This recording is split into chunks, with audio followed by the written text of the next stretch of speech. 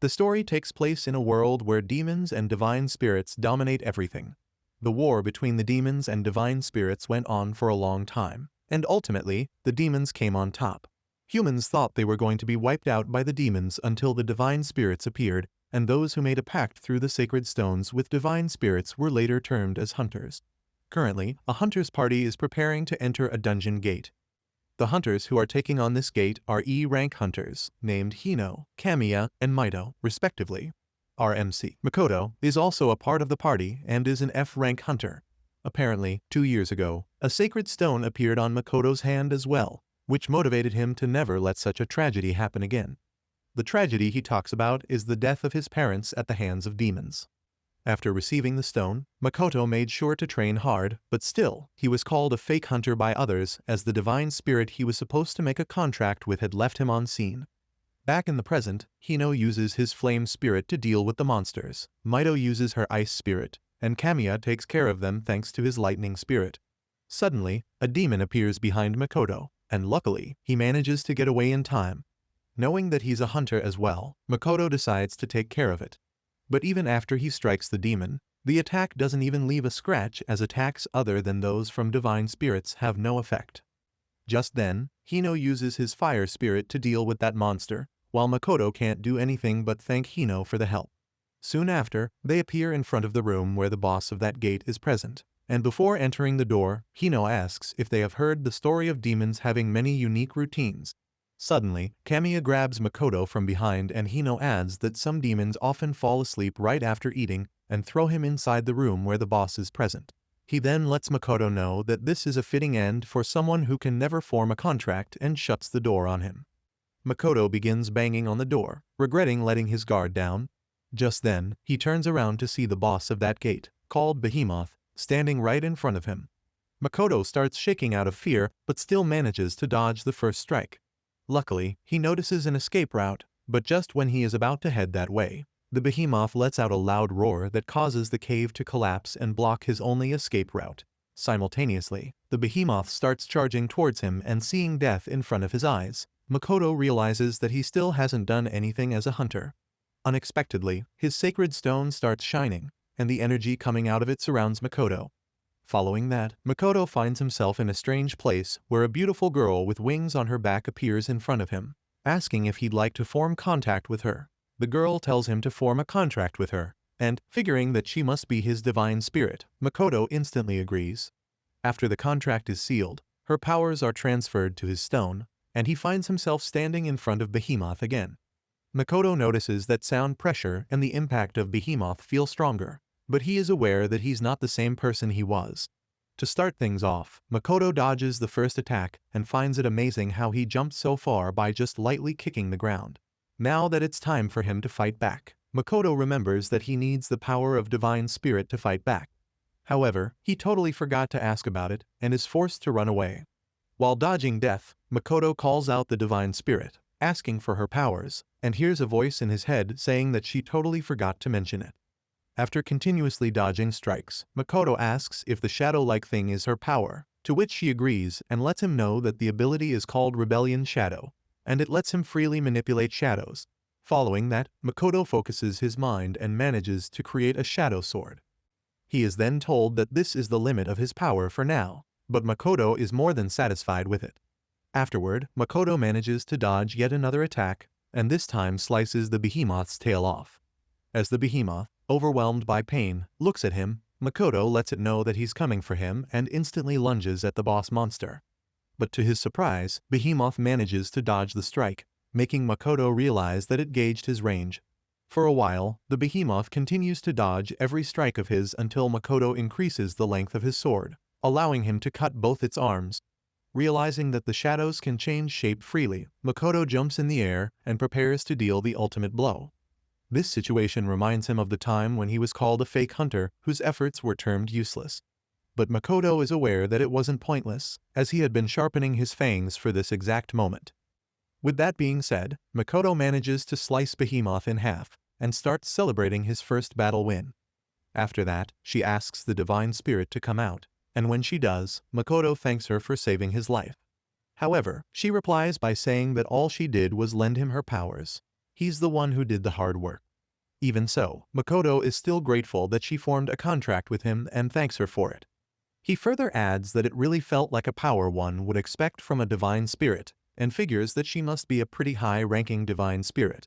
But to his surprise, she disagrees and lets him know that she's not a divine spirit but a demon. Makoto is surprised to hear that she's a demon and not a divine spirit, as he thought. She begins to panic as well, and before Makoto gets the chance to fetch more details from her, the door to the boss's room opens, and Hino, along with the others, find Makoto still alive and kicking. Makoto yells at them, and so do his party members, who, at this point, have realized that Makoto formed a contract. Kamiya questions what they should do, and realizing that they'll be screwed if Makoto reports their actions, he decides to just take him out. In this state of confusion, Makoto asks for the demon's name, and she hesitantly introduces herself as Renoa. Makoto then takes out his shadow sword and asks Renoa to lend him her strength once again, which comes as a surprise to her. Meanwhile, Hino mentions that Makoto will always be a worthless nobody, even if he forms a pact, and suggests ending him quickly, but gets interrupted by his divine spirit, who questions if he really plans on fighting that thing. When Hino agrees, the divine spirit tells Hino to focus on Makoto's spirit's abnormality, letting them know that it's on a completely different level. While they are unaware of her true identity, those divine spirits are sure that Renoa has top-class divine spirit strength. All three of them are shocked to hear that, alongside Makoto, who is aware that the top class is the strongest class, and only a few spirits fall into that category. This makes Makoto question Renoa about her true identity, but he gets advised to focus on the battle in front of him for now. However, Hino still refuses to his divine spirit and mentions that there's no way a sharp-chinned fellow like him is weaker than Makoto. While Kamiya and Mito start to wonder if they should really be fighting that thing, Hino calls him a bunch of cowards and dashes towards Makoto, promising to show him the true strength of a real hunter.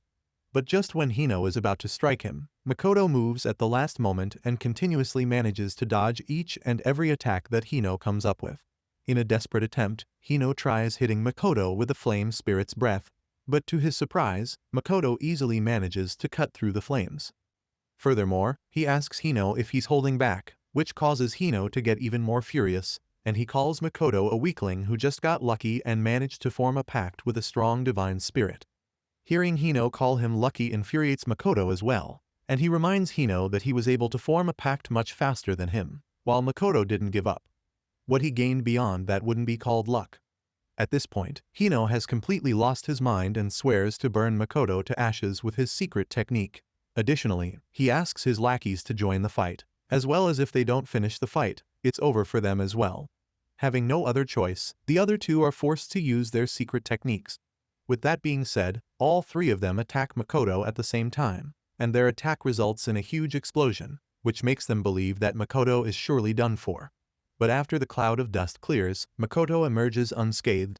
Shocked, Hino questions how this is possible, and gets told by Makoto that he cut through all of them, adding the fact that the boss's attacks were much faster. After that, Makoto questions if they are ready to face him, and even though Hino's terrified beyond comprehension, he begins throwing fireballs at Makoto, calling him a pathetic wannabe hunter. As expected, Makoto swiftly moves towards him, dodging all of his attacks. Before Hino even gets a chance to react to his movement, Makoto withdraws his sword and lands a sucker punch on Hino, sending him flying and crashing near his lackeys. A single punch turns out to be more than Hino could handle. Afterward, Makoto walks up to the remaining two and tells them to get out, along with a warning not to speak about this to anyone. Without wasting a second, the two of them ran faster than moms running towards the grocery store sales. After they leave, Renoa wonders why he punched him, to which Makoto replies that there was no need to cut Hino down.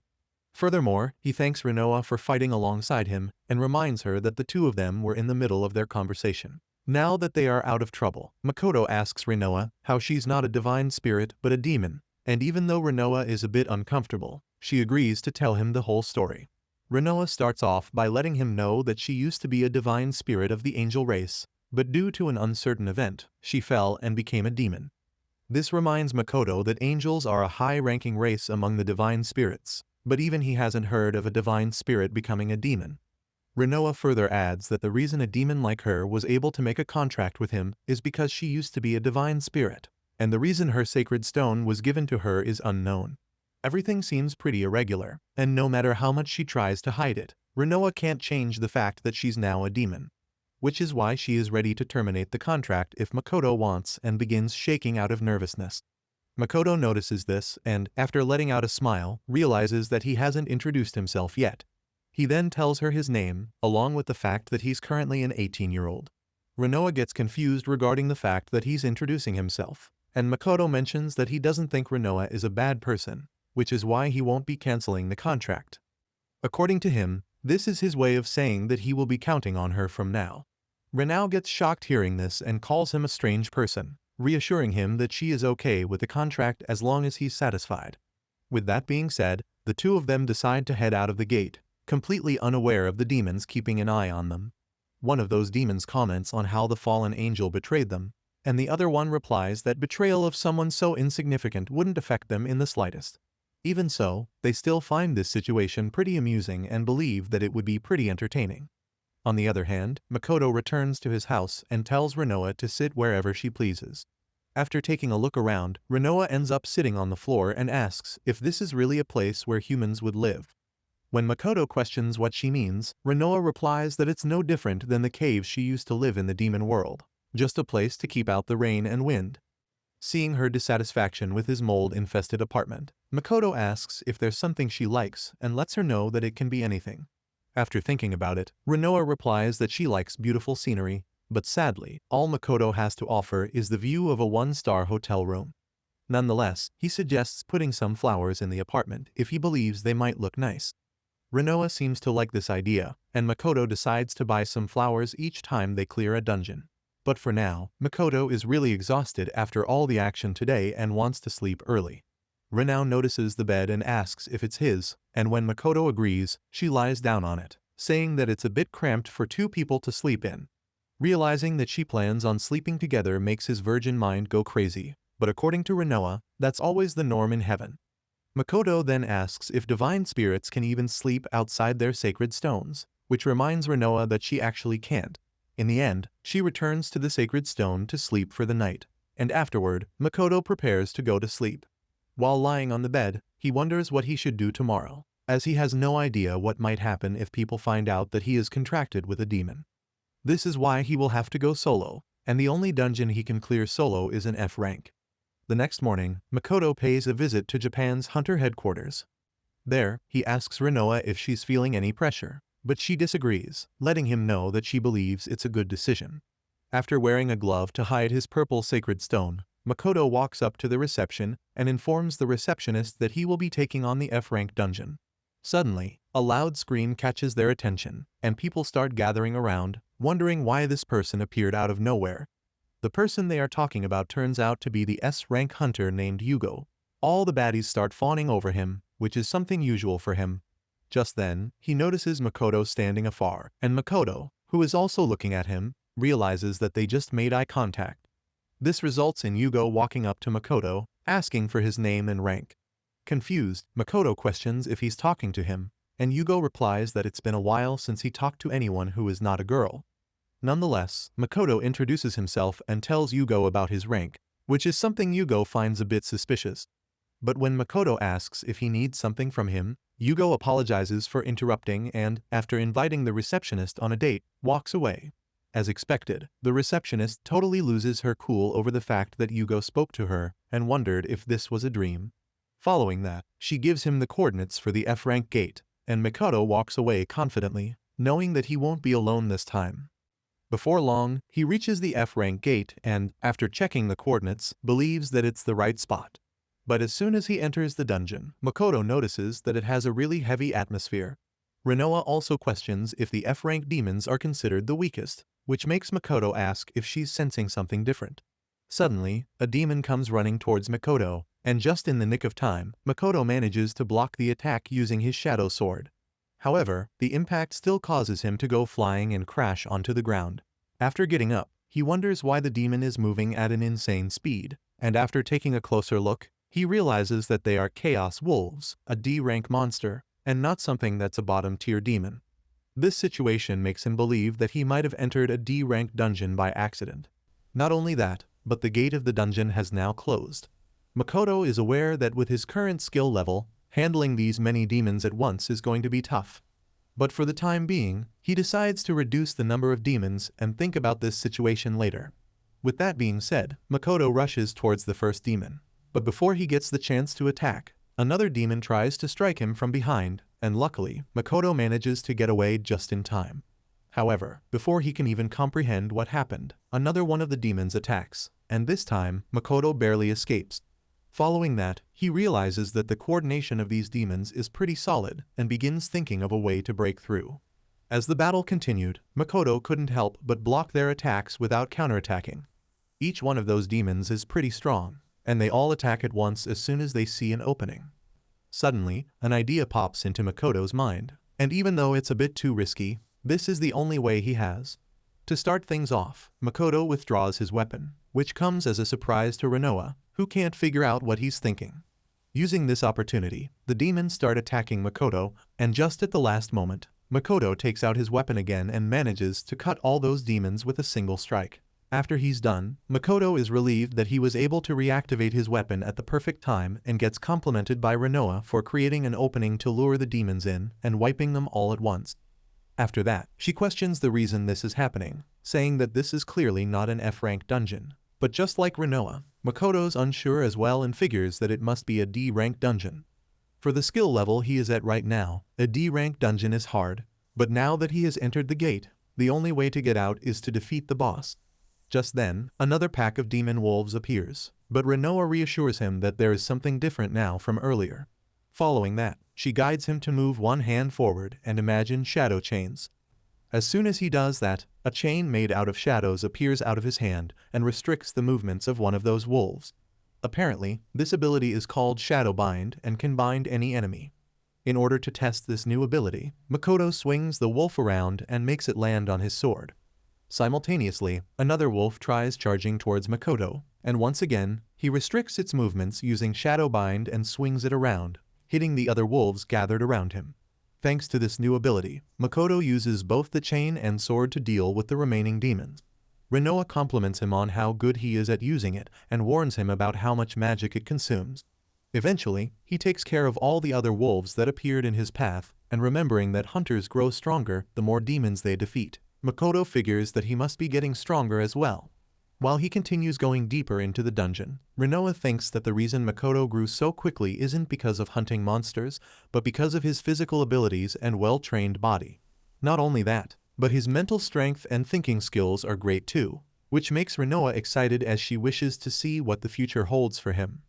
Eventually, Makoto appears in the dungeon's deepest area and stands in front of the boss room. When Rinoa asks if something is wrong, Makoto replies that it's the duty of a hunter to clear the dungeon and only hunters can open the door to the boss. Currently, he is a bit scared to fight a D-rank demon boss, but at the same time, he's pretty excited as well because this is his chance to prove his worth as a real hunter. Rinoa reminds him that they are just getting started, to which Makoto agrees, saying that this isn't the end, as he wants to become a hunter who can save the world.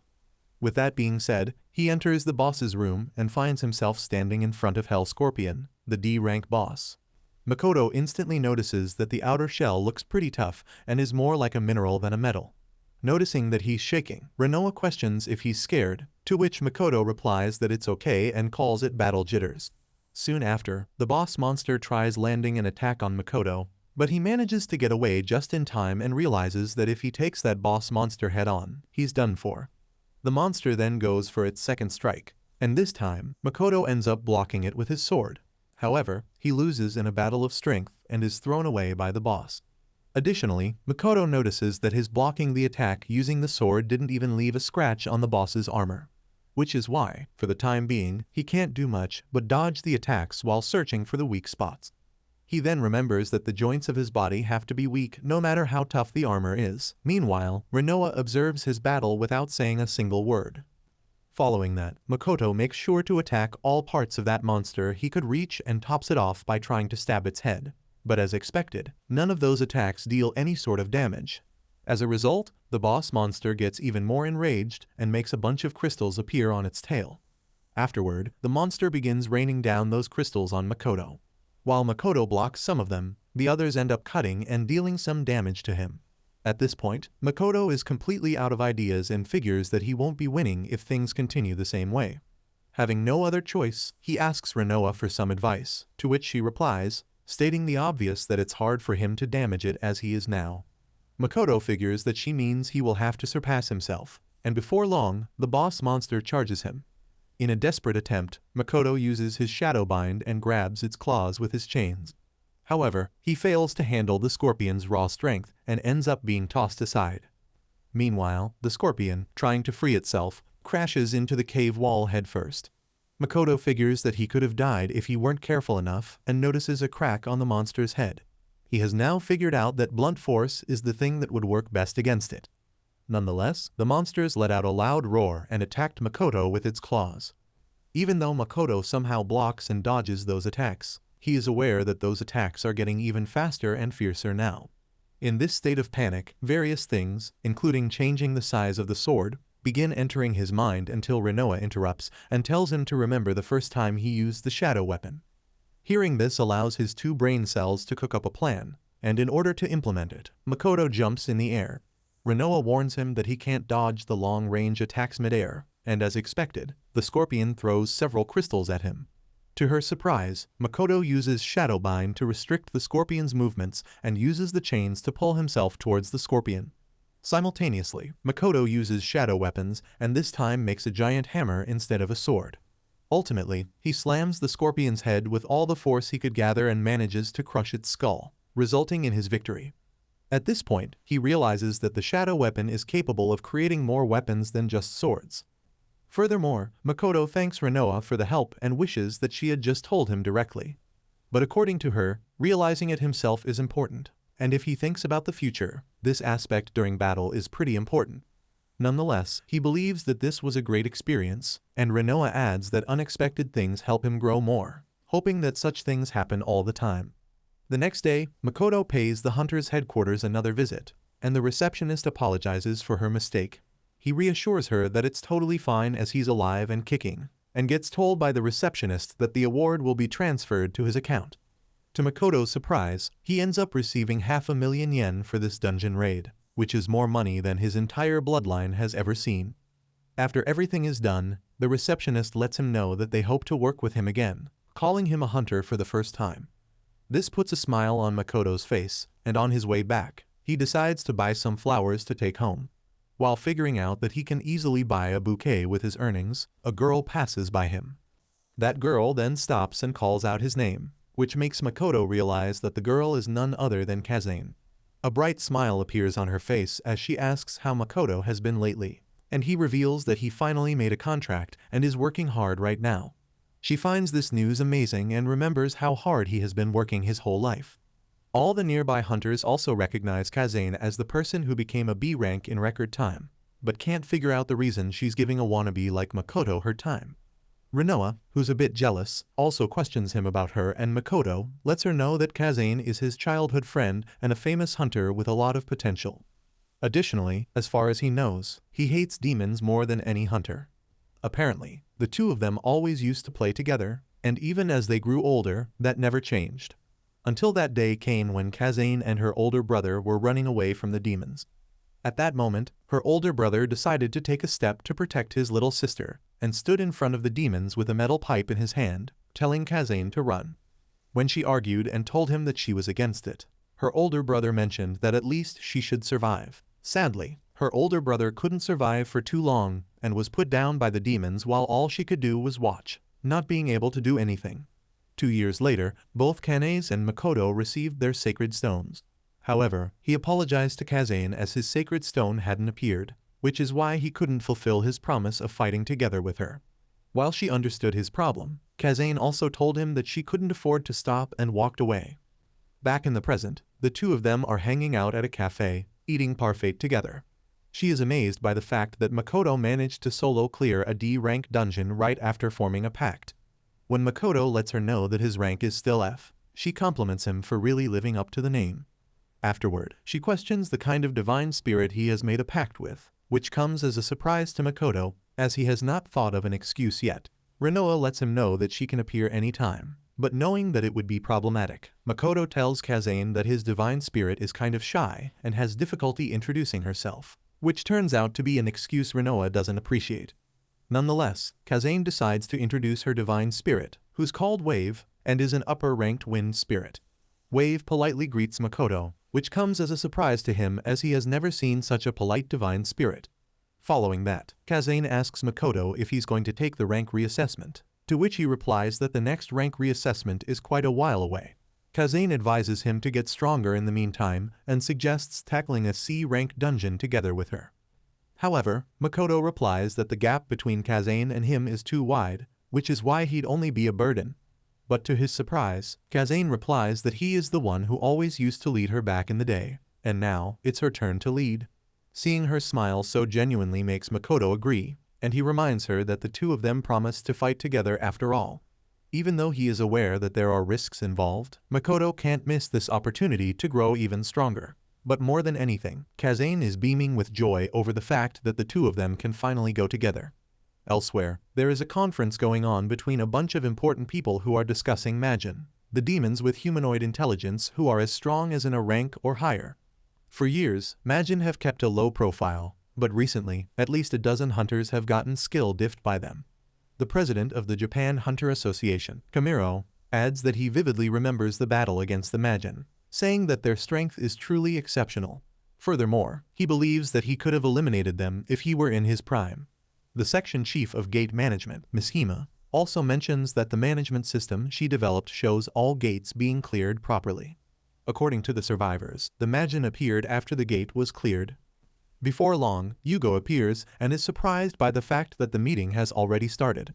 Furious, Ms. Hima yells at him for being late, to which he replies that getting angry will only ruin that beautiful face of hers. After being told everything about Majin, Yugo believes that he might have an idea about this and tells the others to leave everything to him. Kamuro also figures that he's confident, leaving that stuff on Yugo, and lets him know that he's counting on him. After leaving the room, Yugo remembers Makoto's face and decides to check if his prediction is correct. Meanwhile, both Makoto and Kazane are ready to enter the gate, and when she asks if he's nervous, Makoto agrees. It is because firstly, they are dealing with a higher-ranked gate, and secondly, there is the matter of Rinoa being a demon. However, Kazane reassures him that no matter what happens, she will protect him, and while he finds it reassuring, Makoto wants to show her that he's not just there to be protected. With that being said, they enter the dungeon through the gate and find some bat-monkey-type monster in front of them. Before Makoto even gets the chance to take out his shadow sword, Kazane dashes towards the monsters with full force and beheads them with a single strike, surprising Makoto. Afterward, she lets him know that all demons must be eradicated, which makes Makoto realize that the intensity of her emotions and the strength that accompanies them exceed expectations. Just then, she begins walking towards him, commenting on the fact that there's also a demonic presence coming from this direction, and wonders if it could be Makoto. As expected, he begins to panic as getting discovered right off the bat wasn't on his to-do list. After Makoto withdrew his sword, Kazane thought that they might have let one of the demons get away, but now it feels like that wasn't the case. Nonetheless, she tells him to be alert as the presence of the demon was real. Seeing her reaction, Makoto figures that she has a heightened sensitivity to the magical energy emitted by demons and most likely sensed the magic of the shadow ability. Rinoa also noticed the intense hatred for demons, to which Makoto agrees, and even though he would like to explain the situation to her, after seeing what happened, he isn't so sure. As they go deeper into the dungeon, they are faced with more demons. Kazane uses her ability named Wind Spirit's Mantle to cut one of the demons flying in the sky and continues to butcher the rest of them present nearby. Makoto is surprised to see that the power of the wind lets her fly to the sky as well. Meanwhile, he decides to take care of the demons on the ground. After he slashes some of them using his shadow sword, the other demons start to hesitate, which is only natural as Makoto has gotten stronger as well. After that, he uses the shadow weapon ability to make a gun and shoots down all the nearby demons, which comes as a shock to Kazane as she has never seen such an ability before. After they are done with the horde of demons, Kazane returns to the ground and compliments Makoto for holding his own, even against C-rank monsters. Furthermore, Kazane mentions the fact that she sensed a demonic presence coming from Makoto before, but now she doesn't feel anything and figures that it's probably fine. Makoto takes a sigh of relief knowing that he isn't caught yet, but starts to wonder if he can just keep things like this forever. According to him, Rinoa isn't an ordinary demon but a reliable partner. But even if he tries explaining it to Kazane, her hatred for demons might hinder the possibility of success. Soon after, they finally arrive in front of the boss's room, and when Kazane questions if he's able to focus, Makoto agrees, knowing full well that it's actually the opposite. However, Kazane figures that it's only natural as the C-rank boss is a higher rank than him and reassures Makoto that this time, he isn't alone as he's got a bad chick by his side. This makes Makoto smile, and he decides to save the conversation about Rinao after they defeat the boss. After that, the two of them fist bump each other and enter the boss's room, where they find the boss to be a giant cyclops with an overwhelming presence. Without wasting any time, Kazane uses her Wind Spirit's Mantle ability and charges towards the cyclops. In the meantime, Makoto uses Shadow Bind to restrict the cyclops from using his weapon, allowing Kazane to make a clean strike. This attack makes the cyclops furious as he breaks the chains and tries to attack Kazane, but she gets away just in time. After that, both of them call out each other's names and attack the cyclops in sync. However, they don't stop at this and continue to slash it from different directions, which makes Kazane overjoyed as both of them are thinking of the same thing. After bullying the cyclops for a while, Makoto uses the Shadow Bind to restrict its movement and thinks about how easy it is now that the cyclops is weakened. Following that, he tells Kazane to go for it, and without wasting any time, she uses the Wind Shower ability to rain countless wind crystals on it, ultimately defeating the boss monster. After they are done, Kazane comes running towards Makoto, and seeing her happy makes him blush a little. The two of them celebrate the victory with a high five, but Makoto is aware that he can't be satisfied with this as there's still more to do. Wave also makes an appearance to praise their teamwork, and Kazane lets him know that it's only natural as Makoto and her have known each other for years. After witnessing this, she is sure that with this partnership, they can go anywhere. However, Makoto interrupts Kazane by saying that she has something to tell her and starts removing his glove when suddenly, a strong presence shakes both of them to their cores. As the two of them look in that direction, a bright light appears, and a humanoid figure emerges from within it.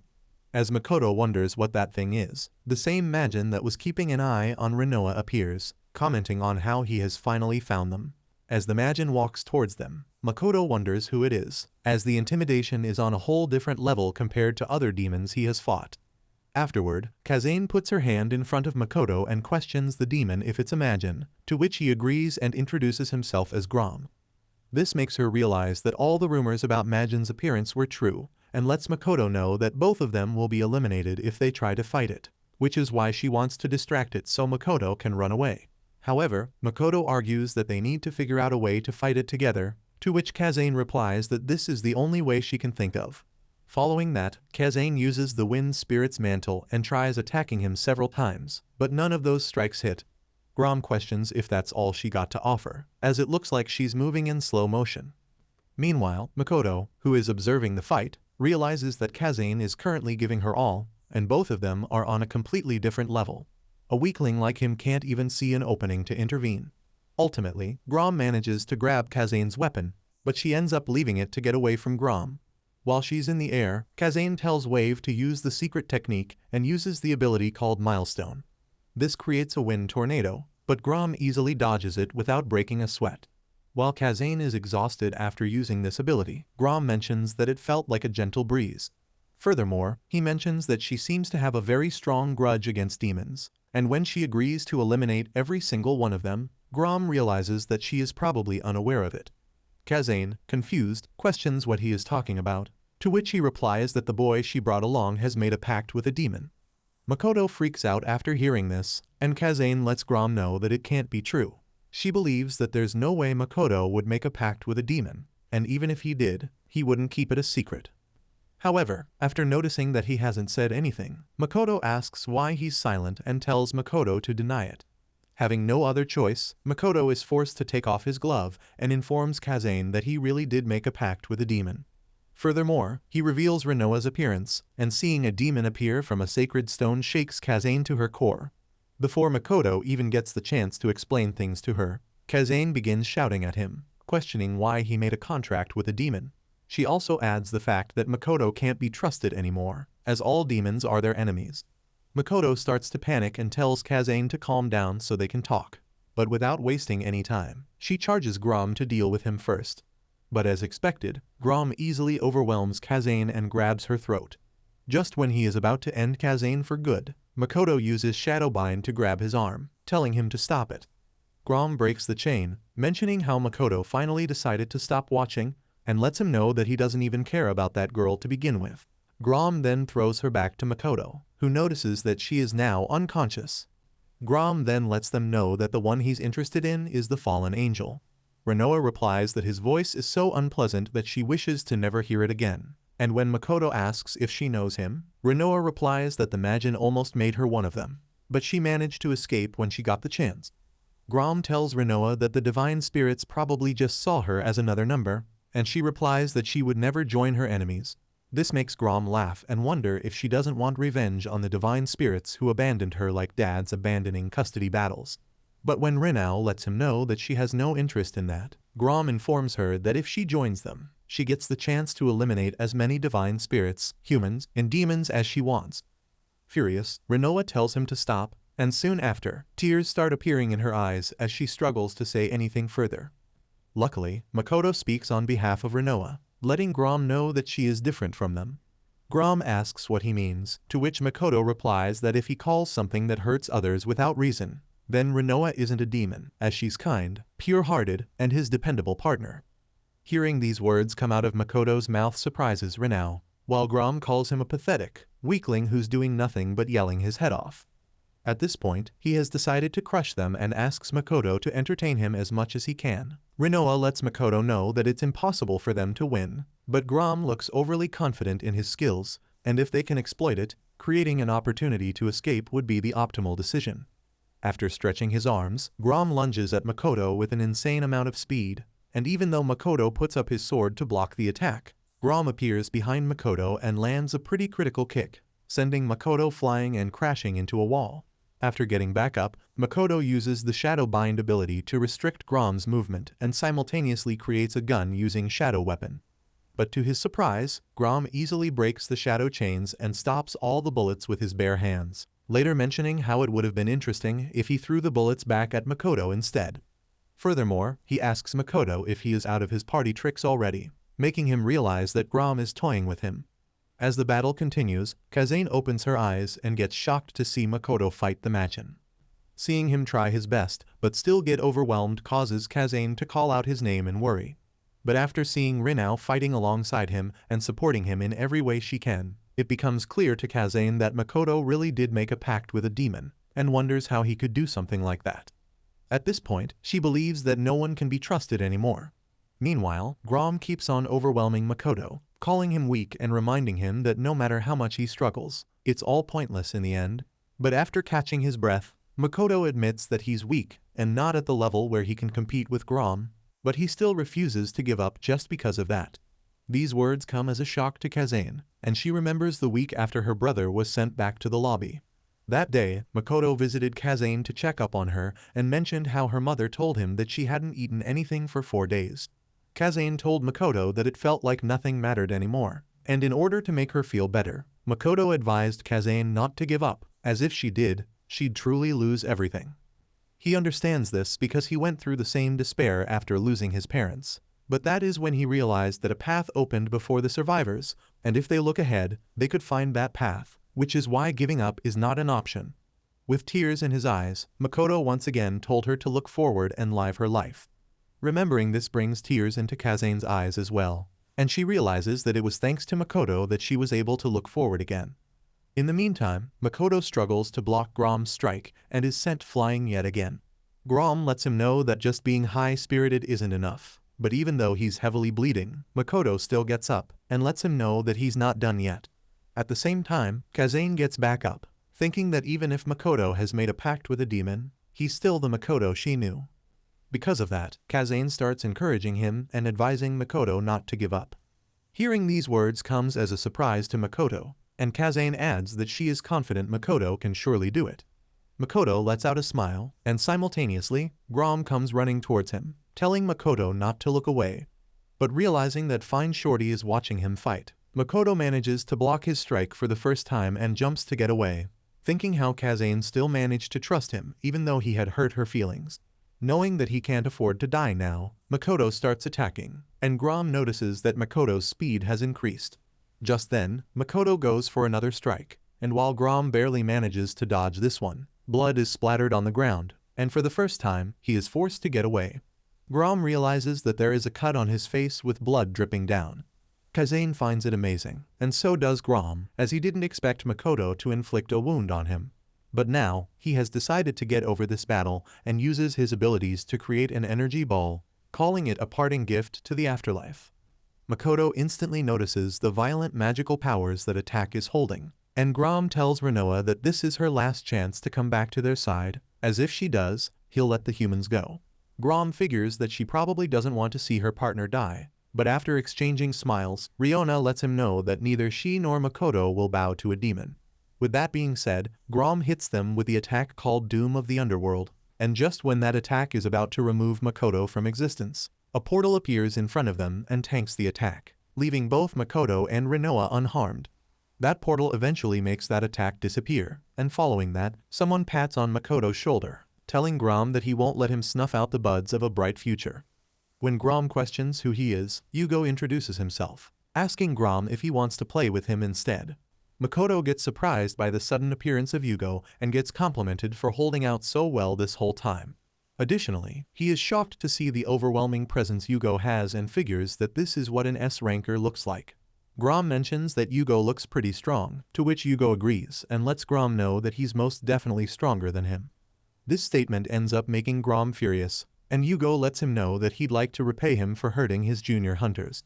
With that being said, he reveals his special class Divine Spirit, asking the Majin if they should start.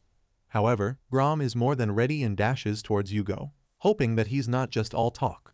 But just as he is about to land a punch, Yugo easily manages to grab Grom's arm and requests him not to touch his face, as it's one of his important aspects for business. Following that, he throws Grom away and simultaneously makes a portal appear behind him. Grom goes directly into that portal and appears in front of Yugo from another portal. After welcoming him back, Yugo lands a brutal punch on Grom and sends him flying, mentioning the fact that it gets confusing when his thoughts and situation are different.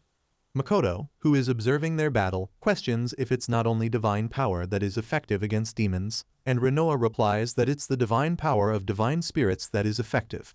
Yugo has that power wrapped around his body, but still, that much power is abnormal.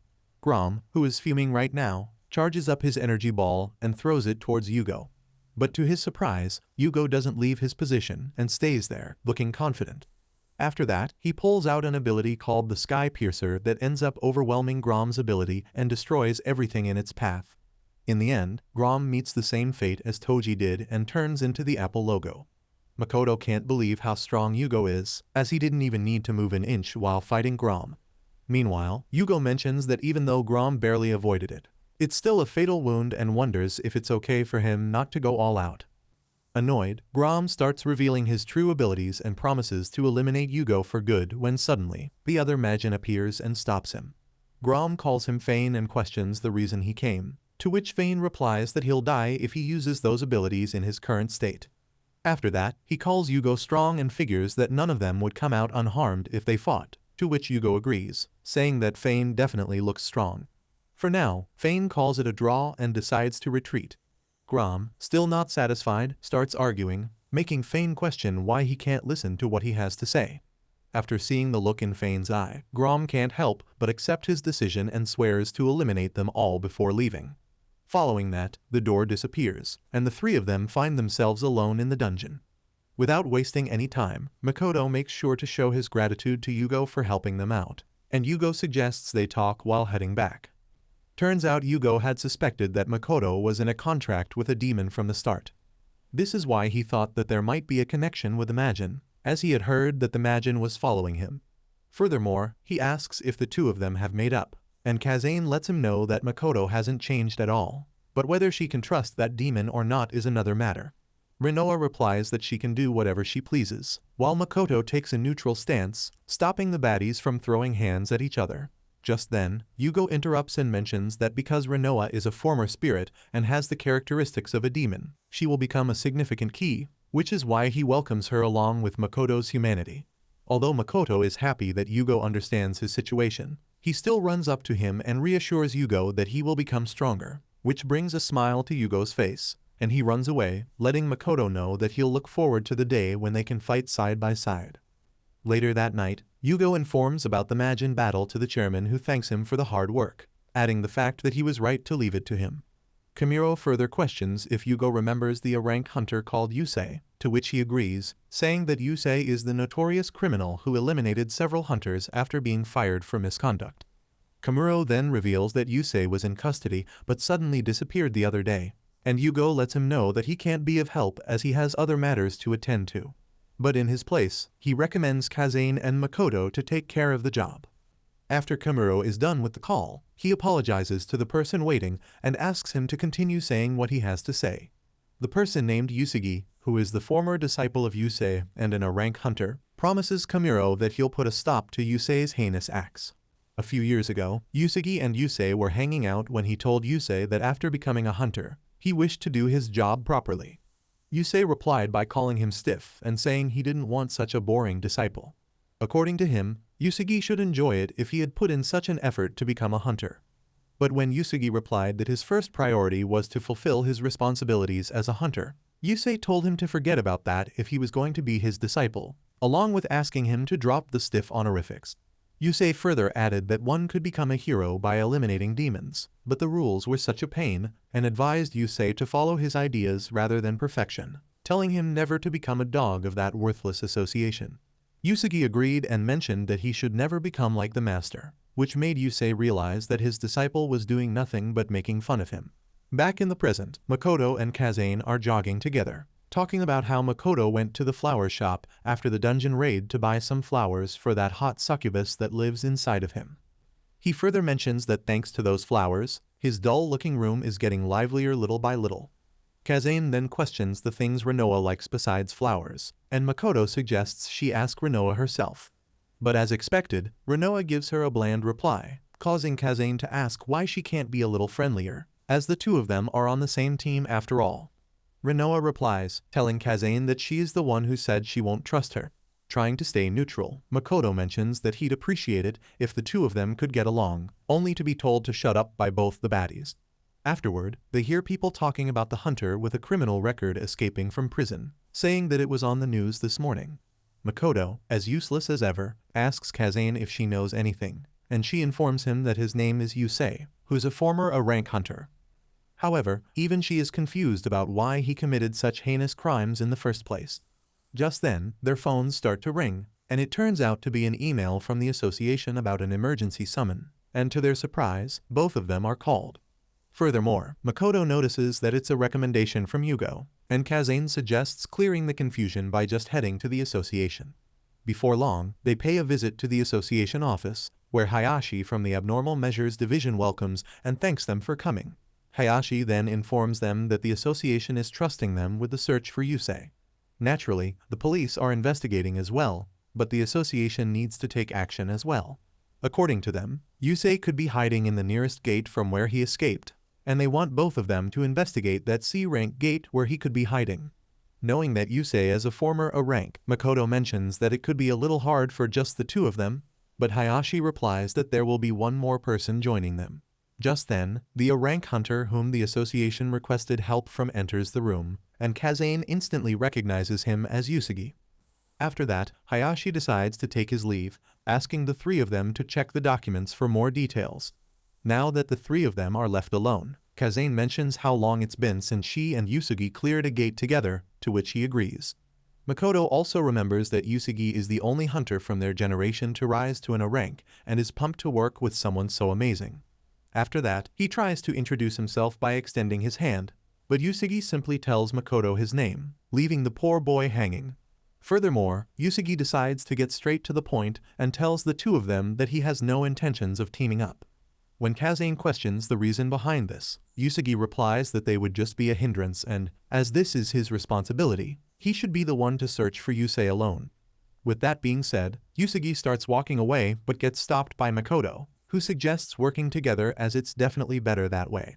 But when Usagi argues that they would only slow him down, Makoto replies that if they defeat the demons inside the gate, he can focus solely on the search, which will be much more efficient than doing it alone. He also adds that both he and Kazane are hunters and can't overlook such a matter. In the end, Yusugi tells them to do as they please and tells Makoto that he will do as he likes as well. With that, Yusugi leaves, and Kazane tells Makoto to let him go for now. Later that night, 3 delinquents enter an abandoned school building, planning to make the entire place their territory. They start planning to take 1 floor each and manage it. While exploring the school, they end up entering a classroom where they find a giant ice crystal. The boys instantly recognize it as a gate, but can't figure out the reason it's covered in ice. Knowing that they need to contact the association, the boys take out their phones when suddenly, the one standing at the front notices both his friends frozen to death. He freaks out and drops his flashlight, which lights up the person responsible for it. Before long, he gets frozen to death as well, and after that, he breaks the crystals into tiny pieces in order to hide the unnecessary number of corpses. That person turns out to be Yusei himself, who has decided to take his revenge on the Hunters Association. The next day, the 3 of them appear in front of the gate, where Yusugi once again reminds them that he will be doing things on his own. But before that, Makoto mentions that there is something he needs to tell him and figures that informing Yusugi about Rinoa is a necessary step. However, Yusugi lets Makoto know that he is already aware of his contract with a demon, as Yugo already told him. Surprised, Makoto questions if he's not going to condemn him for it, to which Yusugi replies, saying that having contact with a demon isn't evil, it only becomes bad if he does bad things. Makoto is shocked to hear this, and Kazane reassures Yusugi that Makoto really isn't a bad guy. After that, the 2 of them enter the gate while Makoto stays there, feeling overjoyed that there are still people who think that way about a demon contract. Later that day, the 2 of them were busy fighting the C-rank dungeon boss called the White Spider. They seem to be struggling against it as it's not an easy demon to take down. Just when the spider is about to attack Makoto, Yusugi appears and freezes the spider, later breaking the frozen spider into pieces and eliminating it. He then questions how long they are going to waste time on weaklings. After thanking Yusugi for saving him, Makoto asks him about the search, to which he replies that the search is done, and as there are no clues, they shouldn't stay in the dungeon any longer. He then starts walking away, leaving Makoto, who is still shocked that Yusugi took care of a C-rank boss whom he struggled this much to fight against. Kazane goes after Yusugi to stop him, while Rinoa informs Makoto that a new ability has awakened during the fight. According to her, it's called Residual Shadow Sense, and it detects traces of shadows to locate a target. If it's within 24 hours, it can follow the footsteps of whoever was here. Knowing that it's perfect for this mission, Makoto runs up to Yusugi and lets him know that they might be able to find Yusei with this ability. He then asks if Yusugi knows of a place that might be important to Yusei. After thinking about it, Yusugi replies that there's a hill close to this gate where he and Yusei used to talk a lot.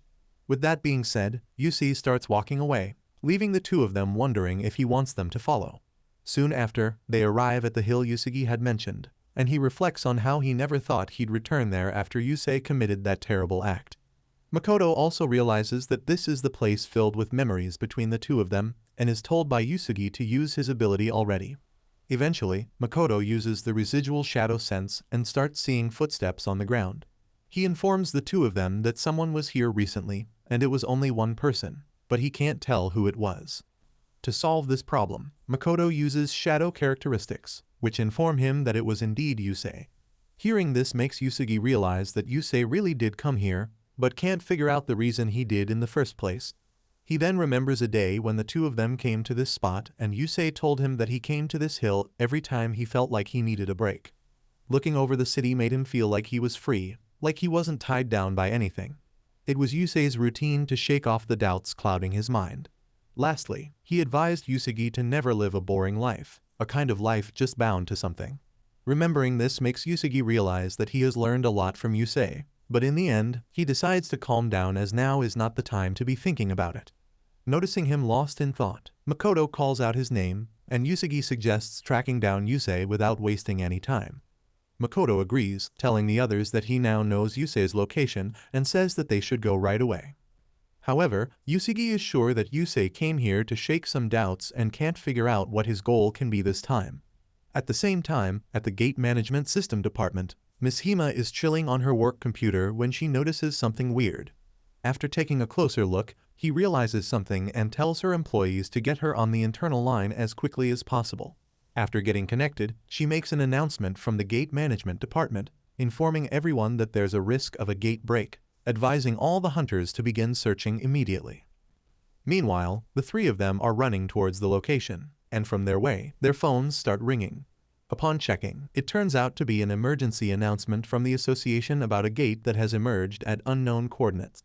Makoto remembers that it takes 7 days for a gate to enter its breaking stage, and Kazane adds that she wouldn't be surprised if a gate break would happen right at this moment, suggesting they search for it as soon as possible. The thought of Yusei always wanting to fend off hesitation at the hill spot enters Yusugi's mind. He instantly grabs Makoto's arm and informs him that a gate break is exactly Yusei's goal.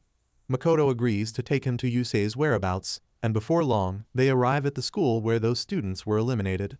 Makoto informs them that Yusei's shadow is headed towards the school building, but even before they get the chance to enter the building, a gate break occurs right in front of their eyes. After looking at the phenomenon taking place, both Makoto and Kazane realize that this is a view they will never forget, as his parents and her brother lost their lives during a gate break. Instantly, Makoto takes out his shadow sword, and Kazane activates her wind abilities, ready to stop the demons from getting out no matter what. Soon after, the windows and door of that school building break, and countless demons start to emerge out of it.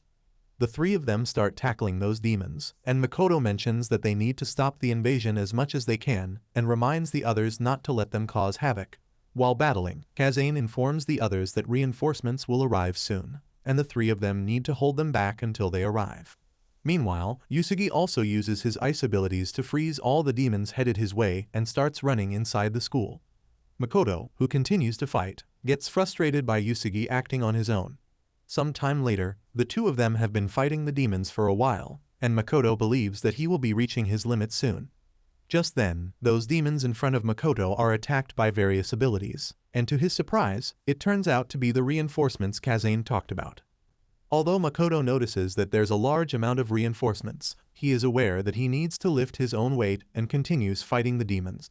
Soon after, some of the hunters start noticing that Makoto isn't emitting any mana and end up recognizing him as the wannabe hunter. This ends up making things even more difficult for Makoto, as if he keeps fighting like this, the others will start doubting him. Suddenly, Kazane attacks the demons Makoto is fighting and tells him to catch up with Yusugi, asking him to leave this place to her. After thanking Kazane, he heads inside and fights his way deeper into the building, heading towards the gate. Soon after, he catches up with Yusugi, who just finished clearing all the demons gathered in a classroom. While Makoto starts wondering if Yusugi had already defeated the boss, he gets told that Yusei has already left this place, and even if they stop the gate break now, it's still pointless, as Yusei will try the same thing again. But when Makoto argues that it's not pointless, Yusugi gets furious and grabs Makoto by his collar, confronting him for being all bark and no bite. Makoto reminds him how he climbed to this place using his abilities and tells Yusugi that it's too early for them to give up. He further adds that they can catch up to Yusei as Yusugi defeated the dungeon boss right away. With that being said, Makoto starts running toward the footsteps, holding Yusugi's hand as if they are fleeing from student loans. But as expected, Yusugi frees himself and, after apologizing, thanks Makoto for bringing his mind back to the right spot. Makoto replies that it's still too early and advises Yusugi to thank him after everything is finished, causing an unexpected smile to appear on his face. The two of them then continue following the footsteps and find themselves in front of a building where the footsteps seem to be headed.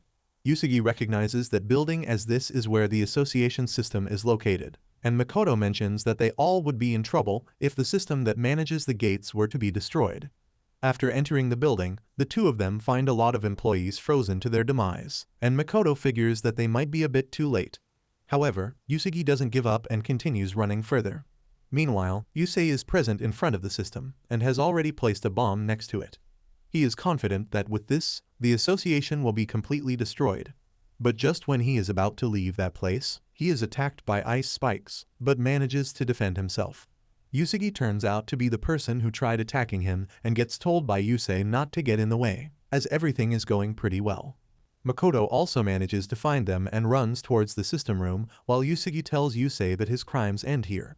But all Yusei does is block the entrance to that room in order to keep Makoto from disrupting their fight. Yusei then mentions that he doesn't want their long-awaited reunion to be disturbed while all Makoto can do is bang on the ice wall, hoping that it breaks. After that, Yusei asks if Yusugi wants to eliminate him, to which Yusugi replies that he can't afford to be lenient with him.